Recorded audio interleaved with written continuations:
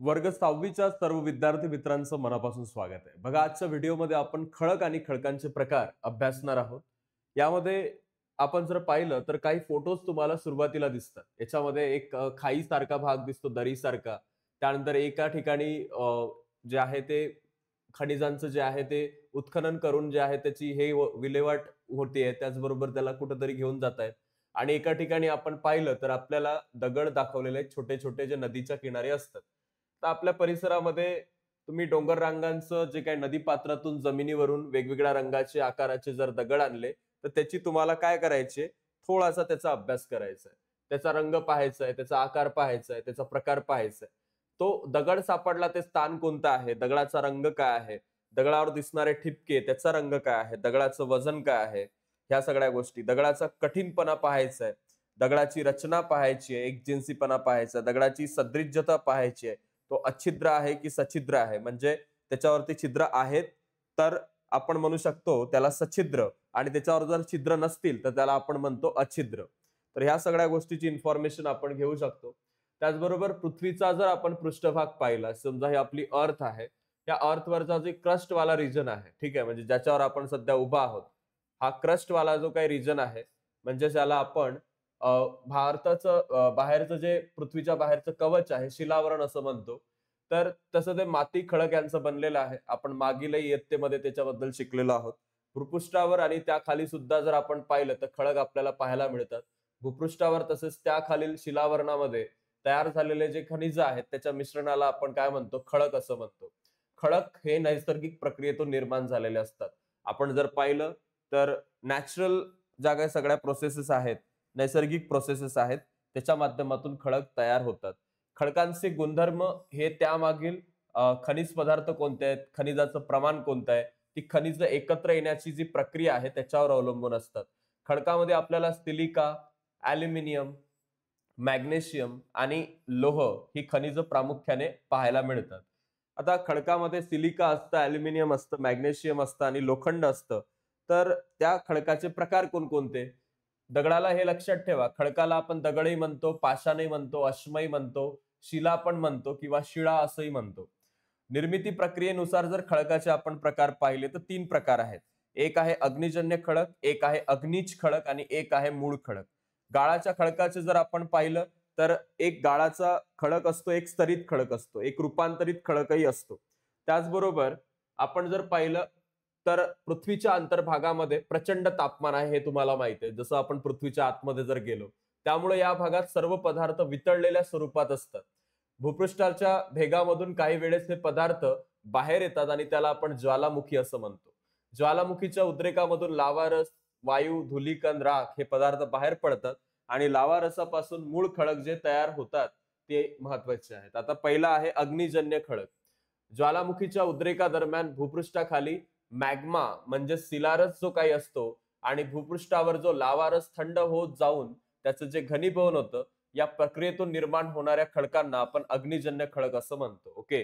जे लावा रस आहे, जो आतमधला लावा आहे, तो जेव्हा बाहेर येतो, म्हणजे त्याला आधी जो आतमध्ये आहे तो त्याला मॅग्मा म्हणतो आणि जेव्हा तो बाहेर येतो तेव्हा आपण त्याला लावारस असं म्हणतो. थंड झालेला जो काही लावा मॅग्मा आहे त्याला लावारस असं आपण म्हणतो. अग्निजन्य खडक हे काय असतात, की तो थंड झाल्यानंतर जो लावारस आहे तो काळा दगड बनतो आणि तेच असतात अग्निजन्य खडक. अंतर्गत भागातील पदार्थापासून ते तयार होत असल्यामुळं हे मूळ खडक असंही म्हणतात, कारण याच्यामध्ये कोणत्याही प्रकारचे जे जीवाश्म आहेत ते नसतात. तसेच अग्निजन्य खडक हे कसे असतात, कठीण असतात, एकजिन्सी असतात. याच्यामध्ये जीवाश्म आढळत नाही, की डायरेक्ट आगीतून आलेले आहे. महाराष्ट्राचं पठार सह्याद्री हे अग्निजन्य खडकांनी बनलेलं आहे. अग्निजन्य खडकामध्ये बेसाल्ट हा जो आहे एक प्रमुख खडक आहे, हे तुम्हाला माहिती असलं पाहिजे. प्युमिस खडक हा अग्निजन्य खडक आहे आणि ज्वालामुखीतून येणाऱ्या फेसापासून हा खडक तयार होतो. तो सच्छिद्र असतो, त्याची घनता कमी असल्यानं तो पाण्यावर तरंगत असतो, त्याला प्युमिस खडक असं आपण म्हणतो. त्यानंतर या प्रकारचे असे काही गोष्टी तुम्ही या ठिकाणी पाहिल्या असतील. रामसेतू जो बनवलेला आहे तिथेही काही दगड जे आहे ते तरंगतात, ते प्युमिस प्रकारचे असतात. महाराष्ट्रामध्ये बहुतेक डोंगरी किल्ल्यावरती तळी किंवा हत्तीखाने आपल्याला पाहायला मिळतात. वास्तविक हे दगडाच्या खाणीचे खड्डे आहेत आणि या खाणीच्या काढलेल्या दगडांचा उपयोग किल्ल्यावरचं बांधकाम करण्यासाठी केला जातो. हा एक किल्ल्यावरचा तलाव आहे आणि याच्यामध्ये पाणी किंवा आपण म्हणू शकतो हे तलाव तळी आहेत तिथं पाणी साठवलं जातं. आता दुसरा जो प्रकार आहे तो आहे गाळाचे खडक. तापमानामध्ये सतत होणाऱ्या फरकामुळं खडक जे आहेत ते तुटत असतात आणि खडकांमधून पाणी जेव्हा झिरपतं त्या झिरपण्यामुळं खडकांमधील खनिज हे विरघळतात. अशा प्रकारे खडकांचा अपक्षय होऊन खडकाचे बारीक तुकडे होतात किंवा खडकाचा भुगा होतो. नदी, हिमनदी, वारा यांच्या आपण म्हणू शकतो प्रवाहाबरोबर खडकाचे हे कण सखल प्रदेशाकडे वाहत जातात. त्याचं एकावर एक असे थर साचत जातात आणि या संचयनामुळे खालील थरावर प्रचंड दाब निर्माण होतो. त्यामुळे हे थर एकसंध होतात आणि त्यातून गाळाचे खडक निर्माण होतात. गाळाच्या खडकांना स्तरित खडक असंही आपण म्हणतो. स्तरित खडकामध्ये गाळाचे थर स्पष्टपणे दिसतात. गाळाचे थर एकावर एक साचताना काही वेळेस त्या थरामध्ये मृत प्राण्यांचे किंवा वनस्पतीचे अवशेष गाडले जातात आणि त्यामुळे गाळाच्या खडकामध्ये जीवाश्म आपल्याला पाहायला मिळतात. तुम्हाला जर विचारलं गाळाच्या खडकात जीवाश्म आहेत का, तर हो असं उत्तर पाहिजे. हे खडक वजनाला हलके असतात, ठिसूळ असतात आणि सछिद्र असतात, त्याच्यावर छिद्र असतात. वाळूचा खडक, चून खडक, पकाश्म, प्रवाळ गाळाचे खडक आहे. गाळाच्या काही खडकामध्ये कोळशाचे थरही आपल्याला पाहायला मिळतात. त्याचबरोबर तुम्ही जर इथं पाहिलं तर जीवाश्म फॉसिल गाडल्या गेलेल्या मृत प्राणी आणि वनस्पती यांच्या अवशेषावर प्रचंड दाब पडल्यामुळं त्याचे ठसे गाळात उमटतात आणि ते कालांतराने घट्ट होतात. त्यांना जीवाश्म म्हणतात. जीवाश्मांच्या अभ्यासानं पृथ्वीवरील त्या त्या काळातील सजीव सृष्टीबाबतची आपल्याला माहिती मिळत असते. राजस्थानमध्ये जयपूर जवळ लाल रंगाचा वाळूचा खडक आहे. हा एक प्रकारचा गाळाचा खडक आहे. हा खडक वापरून दिल्ली येथील प्रसिद्ध लाल किल्ल्याचं बांधकाम केलंय. वाळूचा खडक मऊ असल्यानं त्यावर नक्षीकाम जे आहे ते आपण सहज करू शकतो. त्यानंतर आहे रूपांतरित खडक. पृथ्वीवर ज्वालामुखी उद्रेक व इतर भू हालचाली सतत घडत असतात. या घडत असताना येथील अग्निजन्य स्तरित खडक मोठ्या प्रमाणावर दाब, उष्णता या प्रक्रियेतून जातात आणि परिणामी या खडकांचं मूळ प्राकृतिक स्वरूप आपल्याला जे आहे ते त्याच्यात गुणधर्मात बदल होतात आणि मूळ खडकातील स्फटिकांचं पुनःस्फटिकीकरण होतं, म्हणजेच खडकाचं रूपांतरण होतं. अशा प्रकारे तयार झालेल्या खडकांना आपण रूपांतरित खडक असं म्हणतो. रूपांतरित खडकामध्ये जीवाश्म आढळत नसतात. हे खडक वजनाला जड, कठीण असतात आणि खडकाचं रूपांतर या तक्त्याद्वारे आपण समजू शकतो. बघा, अग्निजन्य खडकामध्ये ग्रॅनाइट हा मूळ खडक आहे. त्याचबरोबर रूपांतरित मध्ये नीस हा त्याचा आपण म्हणू शकतो रूपांतरित भाग आहे. जर अग्निजन्यमध्ये मूळ खडक ग्रॅनाइट आहे तर रूपांतरित नीस आहे. अग्निजन्यमध्ये बेसॉल्ट हा मूळ आहे तर अँफाबोलाइट हा रूपांतरित आहे. स्तरित मध्ये चुनखडीक हा जो मूळ आहे तर संगमरवर हा रूपांतरित आहे. स्तरित मध्ये कोळसा हा मूळ आहे तर हिरा जो आहे हा रूपांतरित आहे. त्याचबरोबर वाळूचा खडक क्वार्टझाइट त्याचा रूपांतरित भाग आणि स्तरित मध्ये पकाश्म त्याचा स्लेट जो आहे तो रूपांतरित खडक आहे. त्याचबरोबर खडकी जे असतात दगडी कोळशावर प्रचंड दाब पडल्यानं तसेच अतिउष्णतेमुळे त्याचं रूपांतर होतं. या कोळशाचं रूपांतर हिऱ्यामध्ये जेव्हा होतं त्याची किंमत वाढते. कोळसा आपण जाळतो पण हिरा आपण दागिना म्हणून वापरत असतो.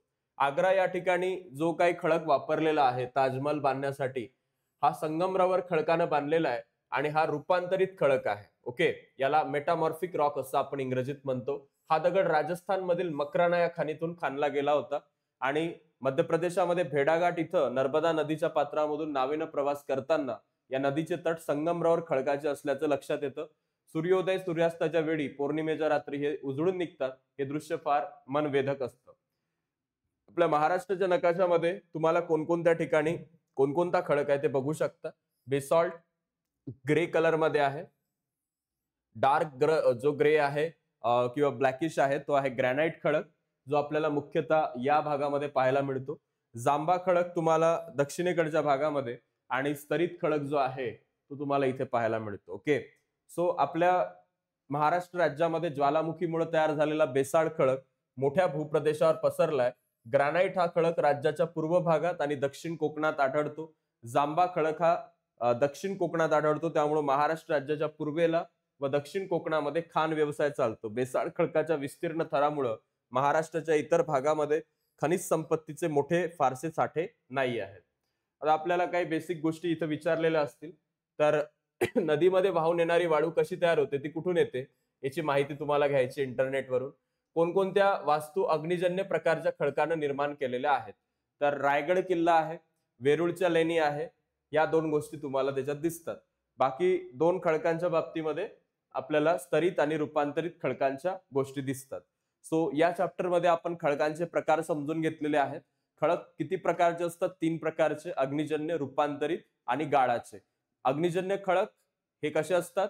याच्यामध्ये जीवाश्म नसतात, कठीण असतात आणि त्याच्यावरती सच्छिद्रपणा नसतो. रूपांतरित मध्ये आणि गाळाच्या याच्यामध्ये आपल्याला जीवाश्म गाळाच्या याच्यात पाहायला मिळतात आणि ते ठिसूळ असतात. ओके, तसेच सच्छिद्र पण असतात. त्याचबरोबर याच्यामध्ये काही बेसिक गोष्टी पण आपण पाहिल्या, जसं ताजमहलचा जो हा ताजमहल बांधलेला आहे तो कोणत्या खडकापासून बांधलेला आहे? तर संगमरवर पासून बनलेला आहे. So thank you so much. पुढील व्हिडिओमध्ये आता आपण भेटूया आणि जाताना या चॅनलला लाईक आणि चॅनलला सबस्क्राईब करायला विसरू नका.